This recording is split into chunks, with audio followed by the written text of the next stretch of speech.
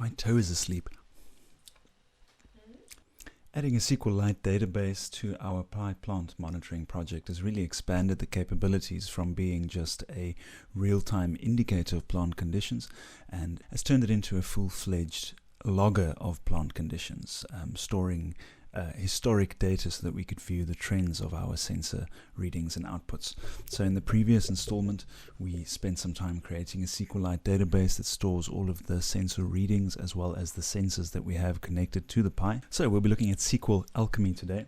Now SQLAlchemy gives us a method to associate user-defined Python classes with database tables. So where we had to create our sensor and reading tables with SQL queries here, what we're going to do here instead using SQLAlchemy is to create a Python class for each one of these tables, and then we invoke an instance of that class whenever we want to add rows of data to our database tables.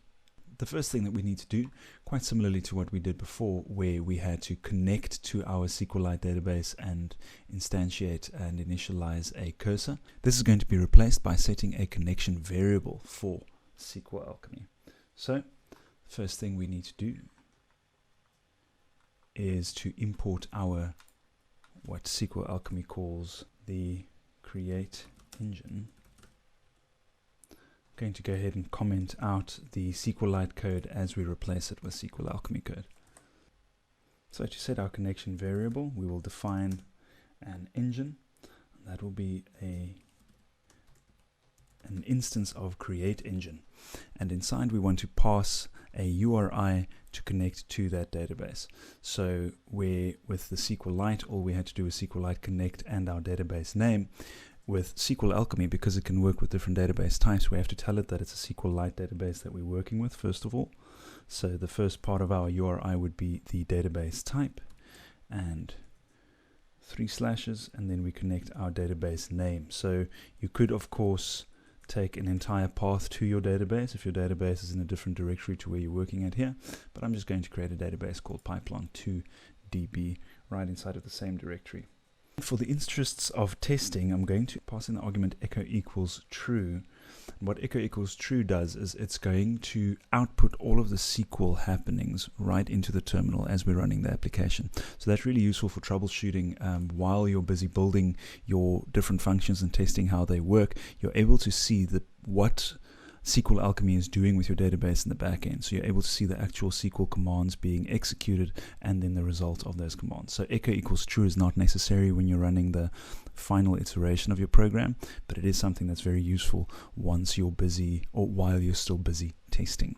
Now it's important to note that the create engine, the engine does what's called a lazy connection. It lazy connects to the database. So at the time of me defining this connection, it's not actually connected to that database yet. It's essentially just got a placeholder so it knows how to connect to the database as soon as I ask it to, but it's only the first time that I ask it to interact with and do something to my database, that will be the first time that it actually goes ahead and connects to the database using the parameters that I've set here. So now that we have created our engine and specified the database that we're working with, we need to declare a mapping to that database. So SQLAlchemy makes use of what they call the declarative system. So that's a system that creates classes that include directives describing the database tables that they will be mapped to. Classes using declarative are defined in terms of a base class, which maintains a catalog of classes and tables relative to that base. So this is what SQLAlchemy calls the declarative base. So we're going to use the declarative base function to declare a base class, and that base class is essentially going to be the catch-all or the container for all of the Python classes that we define, each Python class being for a particular table in the database. Now we need to import that from a different place than just SQLAlchemy. That's stored in SQLAlchemy.ext.declarative.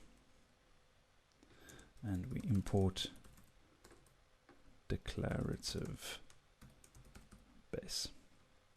We define our base class. And we're just going to call it base. Now our mapped classes can be defined in terms of this base class that we've defined here. So now we can go ahead and start to define classes and the tables to which those classes are mapped. So we need to import a couple more things from SQLAlchemy's main library here. We need to import column because we're going to be declaring and defining each column of our table. And then we need to import all of the data types that we'll be working with. So since our data in the database is staying the same, we know we're still just going to be working with some strings, some integers, and some real values. So we're going to import column, float, integer, and string. As our previous database here had two tables, one for sensors and one for readings, we're going to create the same thing using SQLAlchemy. Let me just comment that out to remove any confusion. And the way we do it in SQLAlchemy, as I've said, is we define it as a class. So our first class will be called sensor, and that's in terms of the base class. When you're defining this, you need to tell SQLAlchemy what the table name is, and you need to tell SQLAlchemy each one of the columns in that table. So the very first argument that we pass in is __ table name. We give that a value. Let's call the table sensor. And now each one of our columns. First we're doing an ID column, which we'll define as the primary key of our table. Now, a primary key is something that's required when you're working with most ORMs, and SQLAlchemy is no exception. What the primary key does is it provides a unique and not nullable identifier for a row in a table. You need to have a column that will contain a unique value for each and every row in this database table, because as SQLAlchemy uses sessions to query the database and add new things to the database, it needs this definite placeholder to ensure that it's not possible for data to be overwritten accidentally, or two sets of data to have the same unique identifier. So you need that unique identifier in order for SQLAlchemy to be able to interact with the database and write data to it successfully. So particularly once we start looking at updating and deleting entries in database tables, for instance, if we had no primary key, SQLAlchemy would have no way to reference the data that we want to update and delete. So that's our first column. It's called ID. Now we're going to define the date that we've added. We'll give each sensor a name, and we'll give each sensor a pin. So now we have a class that's referencing our base class. This class is called sensor, and this class describes the sensor table in our database with these 4 columns and their data types. Now we're going to do the same thing for our sensor readings. Again, giving it a table name first. Call it reading. Very imaginative naming conventions, I know. An ID column to be that unique primary key as well. A reading description, which I'll shorten to DESC, which is going to be string as well. And of course, a reading value. Now, since we have relative humidity percentage values and that sort of thing, we're going to define it as a float just in case. So now we've defined the 2 classes that describe the 2 database tables, and every time we invoke an instance of that class for the remainder of the application, SQLAlchemy knows which database table it's interacting with, and that will each instance of that class will essentially be a row in that corresponding database table. Now, when our sensor and reading class is constructed, declarative replaces column objects with Python accessors that it calls descriptors. This mapped class allows us to refer to our table in SQL context, as well as persist and load values of columns from the database. So for both queries as well as writing to the database, in other words. So we've defined the table information by constructing the class, and that table information is known as the metadata. So SQLAlchemy uses a table object to represent this table's metadata relating to its specific table. So the table object is associated with its class thanks to a mapper object that SQLAlchemy has constructed. SQLAlchemy maps each table to its class using a mapper object, and that table object is not to be confused with the actual table in the database. That table object is the metadata that describes the table in the database, if that makes sense. So it's that one level of abstraction. So the table object is a member of the metadata collection. The metadata is a registry that has the ability to emit schema generation commands to the database. The metadata contains everything that we need to construct an actual database table as soon as we invoke a SQL command to tell it to do so. So now at this point, even though we've defined these classes and described these two tables, our database does not yet have the sensor and reading tables. If we were to query our SQLite database pipeline2.db, which of course doesn't exist yet because we haven't run the application yet, but if the application were running and it got up to this point, even if the pipeline2.db database is already extant, it does not yet have these tables if we were to look inside it. So now we use this metadata to issue create table statements to the database for all non-existent tables. So that's going to be our next step. We use the metadata to construct it. We invoke base dot metadata dot create all, and we need to tell it what we're binding to, and for that we invoke that engine instance, which is our connection to the actual database. So again, everything happening inside of our base class and happening inside of our reading and sensor classes, this is something that's happening sort of in memory. You can almost think of that as an involatile memory cached instruction that's not yet actually been committed to the database. So the same with this create all. It's an instruction that makes sense to SQLAlchemy, but it has to be bound to an actual database connection. So because we've declared engine up top as our create engine, which is our connection to our database itself, we call that engine when we need to do the create all using the metadata. So what will happen in the background once we run this, and we'll be able to see this thanks to the echo equals true that we've stated up there, all the SQL happenings will essentially be printing to terminal as they happen. So we'll see this when it runs, but SQLAlchemy essentially first checks to see if the table that we've asked for already exists, and then it issues the create table instructions if it does not. So the first time it runs, it's going to issue this, but you can keep that create all inside of your application and run the application over and over without the fear of duplicate tables being created. We now need to create an instance of our mapped class to be able to write actual information to the database. So in order to do that, we invoke a session. We have to create a session because an ORM's handle to its database is the session. So at the same level as our create engine statement, which we put up there, we want to define a session class to serve as a factory for all new session objects. And every time we need to perform an action inside of the database, be that a query or a write or a create or a delete or an update, we invoke a session. So we call a new session object using our session class. So for this we need yet another new import, and that would be specifically from SQLAlchemy.orm. We import session maker. And right after our database engine, I'm going to define our main session class. So we call session maker, and again the binding being the engine. So if you had multiple create engines with different databases, in theory you'd be able to invoke different sessions and dictate which database it is that you're working with, or which database you need to be adding this data to. But in this case we have just the one.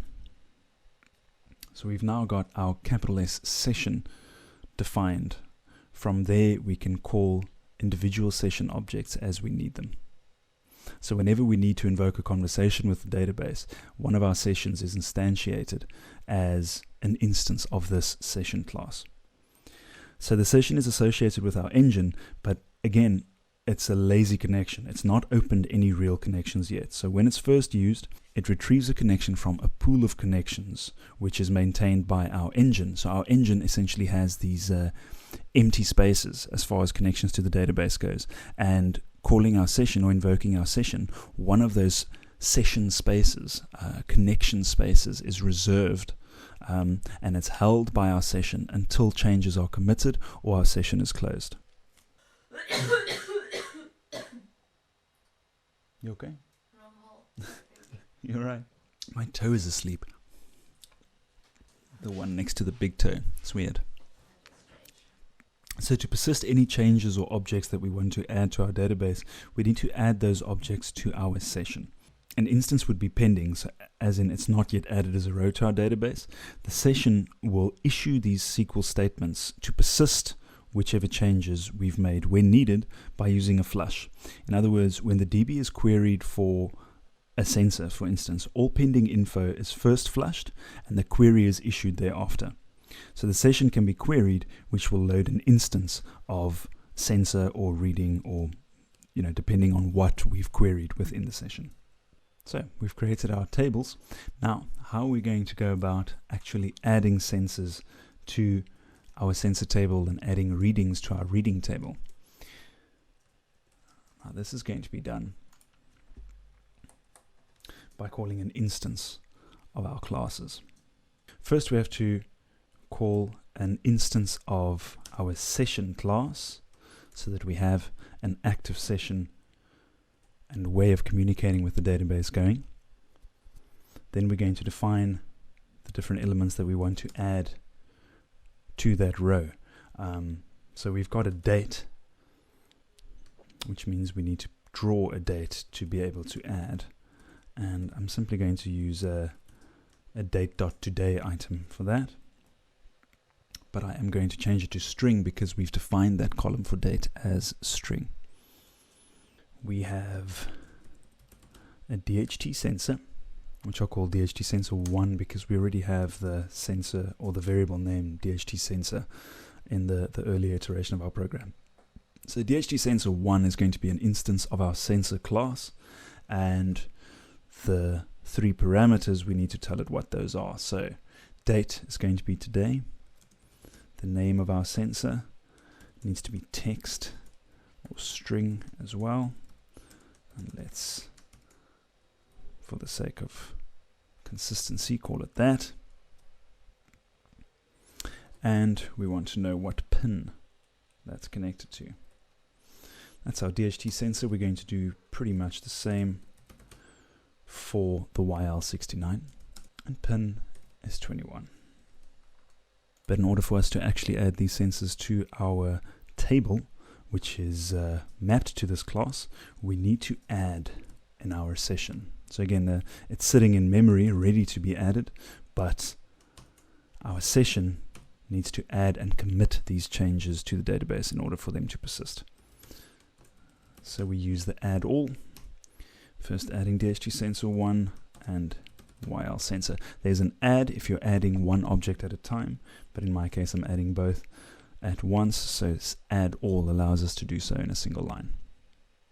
Commit changes to the database and close.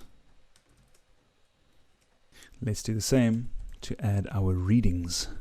As part of our while true loop, we want those readings to continue to add while we're running the program. A session. Since the other session up there is closed, I'm just going to use the same session name because it's not active at this point in the program. Now we want to define each one of our reading types. So first we have a temperature reading, which is going to be an instance of our reading class. The temp reading with the same data, date being today, our description being string. Let's just keep things simple, call it temperature, and our value, most importantly, being temperature. This one will be moisture reading.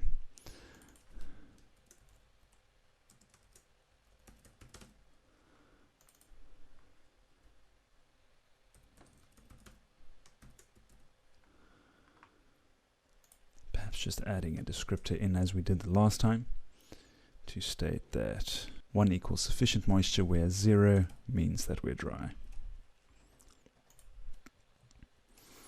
Okay, so those are our 3 reading types that we'll be adding to the reading table, and now again we need to do an add all to add all of those to our database.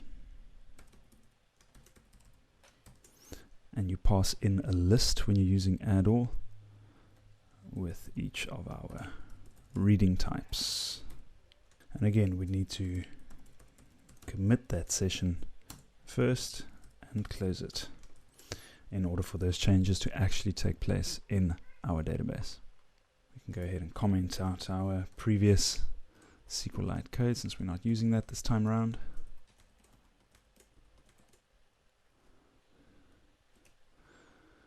And just for the sake of testing, let's lower that sleep time down to 10 seconds so we can get a couple of values out of it. The cat despises being locked out while we do recordings, but whether she's inside or outside, she makes a hell of a racket, so she's just riveted by technological education. And she resents being excluded from all of the learning that's going on in here. Well, it should give us everything that we need. I'm just making sure it's not something that I've missed along the way. But we've imported everything that we need. We've created our engine and our session. We've declared our base class. We've declared our sensor and reading classes mapped to that base class, and our table names mapped to each one of those individual classes. We're adding our sensors. We're taking our readings. We're adding those readings to the database before printing them to the terminal as we did before. So the moment of truth. Let's see if it actually works. Hey-o. Okay, so again, because of that echo true that we passed in, we should be seeing all of the SQL backend niceties being performed before our very eyes. Excellent. So the fact that it's successfully gotten to the point of printing to terminal means that it committed and did everything else that comes before it, because all of our database interaction actually occurs before printing. So there it's now gone and printed a second one. And I'm just going to let it print a third before interrupting. And then we can inspect what's actually happened. Well, they make us wait all day. I say 10 seconds. It's not. C'est vite. Well. First two happened like there we go. So there's our third reading. I'm just going to go ahead and interrupt so it stops updating while we're looking through it. But from the moment that we run it, you could see that it was our database engine, our base engine was looking at all the information for our two tables, reading and sensor, and it went ahead and created our reading table there with all of those columns. And our base engine committed that first table creation. Then it created our sensor table with all of those columns, and again committed. And here we started inserting our values. So insert into sensor our DHT temperature sensor there, pin number 14, and there it inserts it our YL69 at pin 21. Again, committing, meaning writing to the database. And then it started to insert our readings, temperature, missing an E, humidity, and soil moisture. And it did so 3 times. So even though we have that temperature typo, the point remains. Now if we were to inspect our database directly, we'd be able to see those readings present. So using the SQLite console, we can view the tables using dot tables. There we see reading and sensor, and now we can look inside of both of those. So select all from the sensor table first, and remember your semicolon because SQLite is a stickler for that. There's our 2 sensors with their descriptions and the date that they were added and the pins. And if we do the same for reading, we should see 369 entries. And sure enough, the first time we queried, the second and the third. Again, those humidity values are completely off the charts because of a sensor malfunction, and with me being in COVID-19 lockdown right now, I'm not able to get a new sensor to rectify that, so we're just going to have to bear with completely ridiculously unrealistic humidity conditions.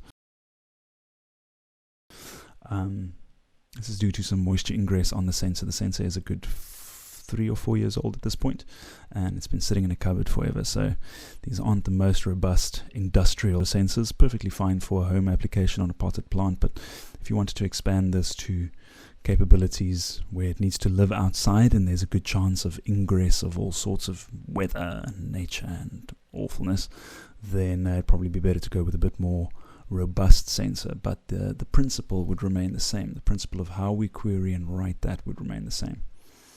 So there we go. SQLAlchemy, even though it looks like a bit more boilerplate in the initial stage, now that we have these two classes defined, we can continue to add readings to the database. We can remove, update, and delete sensors as we want to. We can essentially do whatever we want with this table without having to type out SQL queries the way we used to before. We can just go ahead and invoke an instance of that class in order to do what we wanted to do. And that pretty much wraps up our, shall I say, all of the offline components of this project. So up until this point, we've built a sensor reading application that printed to sensor. We've added email notification for a low moisture condition, and we've created a local database using SQLite directly, and we've now updated that database into action using the SQLAlchemy ORM. I'd firmly recommend you actually go through the SQLAlchemy documentation. It's something, it labels itself as the database toolkit for Python, and it really is quite as complete as that. There's a whole lot of it that goes completely over my head. Its capabilities, really, the surface of which is not even being scratched by what we're doing here. But surely something that'll be useful to you to interact with databases throughout your Python coding journey. So next time, we're going to expand our capabilities here by actually creating a user interface for the user to interact with this data rather than having to do everything from the terminal. We're going to create a web application using Flask that we can host locally on a network, and that'll allow you to access a URL that contains a user interface for us to create, read, update, and delete sensor readings and sensor values from those two tables. So do join us for that, but until next time, keep learning things the hard way.